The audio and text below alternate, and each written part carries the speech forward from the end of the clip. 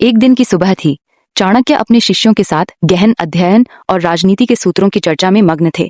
तभी अचानक आश्रम के द्वार पर एक युवक आया। वो युवक दिखने में तो सामान्य था, लेकिन उसके चेहरे पर गहरा दुख और निराशा साफ झलक रही थी। उसने विनम्रता से प्रणाम किया और चाणक्य से कहने लगा कि उसके गांव के सभी लोग उसे मुई फूर्ख और निकम्मा कहकर ताने मारते हैं। उसकी आवाज में इतनी पीड़ा थी कि चाणक्य ने तुरंत अपना पाठ रोक दिया और उसे अपने पास बुलाकर बैठाया। युवक ने बताया कि वो जीवन में कुछ भी सीखना और बनना चाहता है, लेकिन उसकी याददाश्त बहुत कमजोर है। वो कोई भी बात जल्दी भूल जाता है। गांव के लोग उसका मजाक उड़ाते हैं और कोई भी उसे कोई काम नहीं देता। ये सुनकर चाणक्य ने हल्की मुस्कान के साथ उससे कहा, हे वत्स, बुद्धि और प्रतिभा किसी जन्म सिद्ध वरदान का नाम नहीं है, बल्कि ये तो निरंतर अभ्यास, सही युक्तियों और कठिन परिश्रम का परिणाम होती है। तू घबरा मत, मेरे पास रह। मैं तुझे वो मार्ग दिखाऊंगा जिस पर चलकर तू अपने आप को बदल सकता है।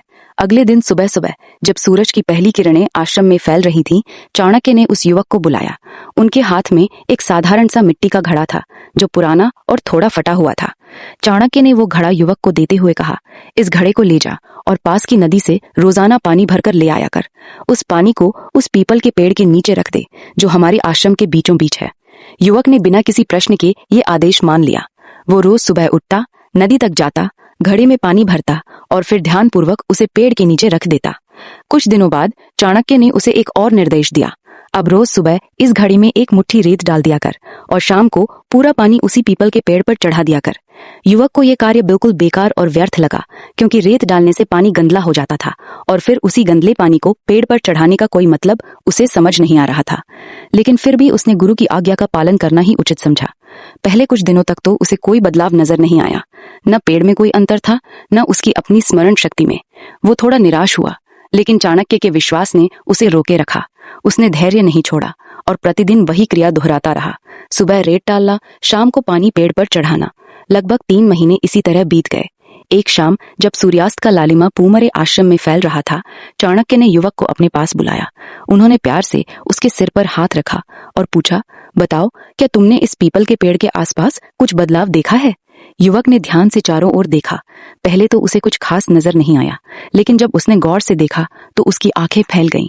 उस स्थान पर जहां पहले कभी किसी प्रकार की हरियाली नहीं उगती थी, अब छोटी छोटी घास, हरी भरी जड़ी बूटियां और कुछ नन्हे पौधे उगाए थे। वो हैरान रह गया। तब चाणक्य ने गंभीर स्वर में समझाया, देख, जिस प्रकार तूने प्रतिदिन केवल एक मुट्ठी रेत और थोड़े से पानी से इस बंजर भूमि को धीरे धीरे हरा भरा और उपजाऊ बना दिया, उसी प्रकार तू अपने मस्तिष्क रूपी इस खेत को भी छोटे छोटे निरंतर प्रयासों से सक्षम और समृद्ध बना सकता है। एक एक मुट्ठी रेत की तरह एक एक शब्द, एक एक सूत्र यदि तू प्रतिदिन जोड़ता जाएगा, तो एक दिन तेरी बुद्धि रूपी वाटिका फल फूलों से लद जाएगी। इसके बाद चाणक्य ने उस युवक के लिए एक नया और अधिक चुनौतीपूर्ण अभ्यास शुरू किया। उन्होंने उसे प्रतिदिन केवल एक श्लोक याद करने का सरल सा नियम दिया, लेकिन उस श्लोक को याद करने की विधि बहुत अनोखी थी। चाणक्य ने कहा, प्रतिदिन एक श्लोक ले, उसे कम से कम 100 बार अपने हाथ से लिख, फिर उसे 100 बार बोलकर सुन, उसके बाद ही उसे कंठस्थ करने का प्रयास कर। युवक को यह नियम अत्यंत कठिन और थकाऊ लगा, क्योंकि एक ही बात को इतनी बार दोहराना उसे समय की बर्बादी लगता था। फिर भी उसने शुरू कर दिया। पहले कुछ दिनों में वो एक श्लोक भी ठीक से याद नहीं रख पाता था। रात तक वो भूल जाता था। वो बहुत निराश हुआ और एक दिन चाणक्य के पास जाकर रो पड़ा। तब चाणक्य ने उसे डांटा नहीं, बल्कि प्यार से समझाया, हार मानने से पहले 100 बार प्रयास करो। असफलता कोई पाप नहीं है, बल्कि वो भी एक शिक्षक है। वो तुम्हें बताती है कि कौन सा रास्ता सही नहीं है, ताकि तुम सही रास्ते की तलाश कर सको। युवक ने फिर से हौसला जुटाया और अपनी लिखाई पढ़ाई जारी रखी। धीरे धीरे समय बीता गया और उस युवक के अंदर अद्भुत परिवर्तन आने लगा। जहां पहले वो एक श्लोक भी नहीं याद रख पाता था, वहां अब वो एक सप्ताह में 7 श्लोक आसानी से कंठस्थ करने लगा। फिर एक महीने में उसने 30 से अधिक श्लोक अपनी स्मृति में स्थायी रूप से बसा लिए। उसकी स्मरण शक्ति इतनी तेज हो गई कि वो जो भी सुनता या पढ़ता, वो उसे लंबे समय तक याद रख पाता। 6 महीने बीत गए और चाणक्य ने एक दिन आश्रम के सभी शिष्यों के सामने उस युवक से पूछा, अब बताओ, क्या तुम अब भी अपने आप को मूर्ख कहते हो? युवक की आंखों से खुशी के आंसू बह निकले। उसने कांपती आवाज में कहा, गुरुदेव, अब मैं पूरी तरह समझ गया हूं कि मैं कभी मूर्ख था ही नहीं। मेरे पास केवल सही विधि और सही मार्गदर्शन का अभाव था। आपने मुझे वो चाबी दे दी जिससे मैंने अपनी बुद्धि का दरवाजा खोल दिया। उस दिन पूरे आश्रम में खुशी का माहौल था और सभी शिष्यों ने चाणक्य के उस सूत्र को सीखा कि कोई भी व्यक्ति जन्म से मूर्ख नहीं होता, बल्कि परिस्थितियां और गलत शिक्षा उसे मूर्ख बना देती है। तब चाणक्य ने उस युवक को अपने जीवन के सबसे महत्वपूर्ण और गूढ़ सूत्र समझाए। उन्होंने कहा, जीवन में कोई भी कार्य बिना योजना के मत करो। यदि योजना नहीं होगी तो सफलता भाग्य के हाथों में चली जाएगी। हर समस्या का एक समाधान होता है, चाहे वो कितनी भी बड़ी क्यों न हो। बस उसे खोजने का धैर्य और दृढ़ता चाहिए। और सबसे बड़ी बात, ज्ञान का कोई अंत नहीं है। तू चाहे कितना ही पढ़ ले, फिर भी तुझे सीखने के लिए कुछ नया ही मिलेगा। इसलिए हमेशा विद्यार्थी की भावना रखो। कभी ये मत सोचो कि मैं सब कुछ जान गया। विनम्रता ही सच्चे ज्ञान की पहचान है। युवक ने ये बातें मानो अपने प्राणों में बसा ली।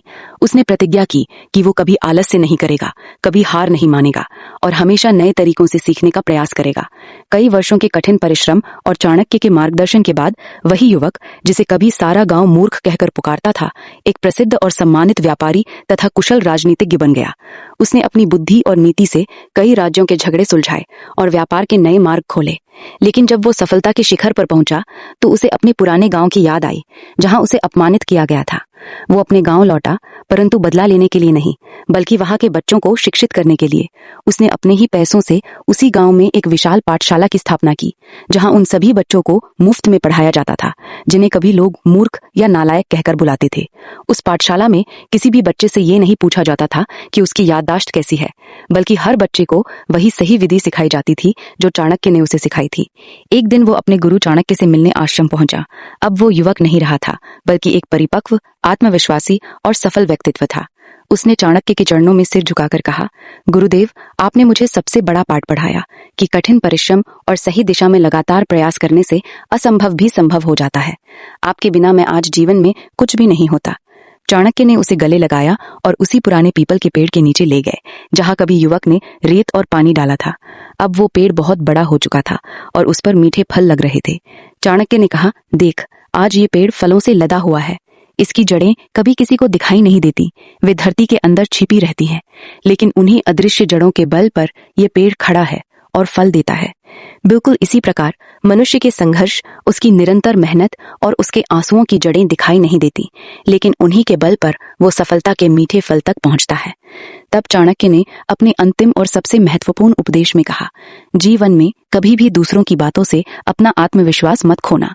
लोग तुम्हें जो कहें वो उनकी अपनी सोच और उनकी अपनी सीमाओं का प्रतिबिंब होता है, परंतु तुम क्या बन सकते हो, तुम्हारी कितनी क्षमता है, ये केवल और केवल तुम्हारे अपने कर्मों और तुम्हारे दृढ़ संकल्प पर निर्भर करता है। कोई भी तुम्हारे सपनों को सीमित नहीं कर सकता, सिवाय तुम्हारे अपने डर के। और हाँ, जो ज्ञान तुमने पाया है उसे बांटने में कभी कंजूसी मत करना, क्योंकि ज्ञान एकमात्र ऐसा धन है जो बांटने से बढ़ता है, घटता नहीं।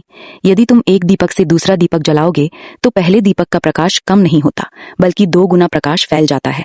उस सफल युवक ने चाणक्य के इन अमर वचनों को अपने हृदय में उतार लिया और जीवन भर उन पर चलता रहा।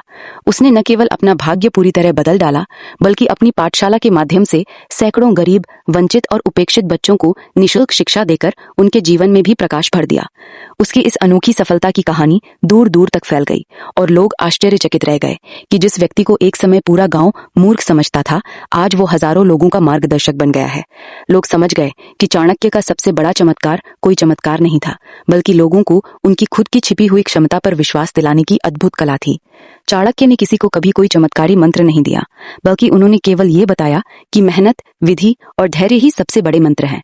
इस प्रकार इस काल्पनिक कथा का अंत एक शाश्वत और सार्वभौमिक संदेश के साथ होता है कि महापुरुष हमें केवल किताबी ज्ञान ही नहीं देते, बल्कि वो रास्ता भी दिखाते हैं जिस पर चलकर हम अपने जीवन की हर विफलता, हर शर्म, हर हार को शानदार सफलता में बदल सकते हैं। चाणक्य की ये काल्पनिक कथा हमें यही सिखाती है कि धैर्य, निरंतरता, सही मार्गदर्शन और आत्मविश्वास के बल पर कोई भी व्यक्ति, चाहे वो कितना भी साधारण क्यों न हो, अपनी कमजोरियों को अपनी सबसे बड़ी ताकत में बदल सकता है। जीवन में कोई भी जन्म से मूर्ख या जन्म से विद्वान नहीं होता, बल्कि हर व्यक्ति वही बनता है जो वो खुद बनना चाहता है और जिसके लिए वो मेहनत करता है। यही चाणक्य की सबसे बड़ी शिक्षा है कि अपने मन के। चाणक्य ने किसी को कभी कोई चमत्कारी मंत्र नहीं दिया, बल्कि उन्होंने केवल ये बताया कि मेहनत, विधि और धैर्य ही सबसे बड़े मंत्र हैं। इस प्रकार इस काल्पनिक कथा का अंत एक शाश्वत और सार्वभौमिक संदेश के साथ होता है कि महापुरुष हमें केवल किताबी ज्ञान ही नहीं देते, बल्कि वो रास्ता भी दिखाते हैं जिस पर चलकर हम अपने जीवन की हर विफलता, हर शर्म, हर हार को शानदार सफलता में बदल सकते हैं। चाणक्य की ये काल्पनिक कथा हमें यही सिखाती है कि धैर्य, निरंतरता, सही मार्गदर्शन और आत्मविश्वास के बल पर कोई भी व्यक्ति, चाहे वो कितना भी साधारण क्यों न हो, अपनी कमजोरियों को अपनी सबसे बड़ी ताकत में बदल सकता है। जीवन में कोई भी जन्म से मूर्ख या जन्म से विद्वान नहीं होता, बल्कि हर व्यक्ति वही बनता है जो वो खुद बनना चाहता है और जिसके लिए वो मेहनत करता है। यही चाणक्य की सबसे बड़ी शिक्षा है कि अपने मन के भीतर छिपे उस देवता को पहचानो जो कहता है तू कर सकता है, और फिर उस विश्वास के साथ लगातार प्रयास करता चल। एक दिन पूरी दुनिया तुझे सिर आंखों पर बिठाएगी।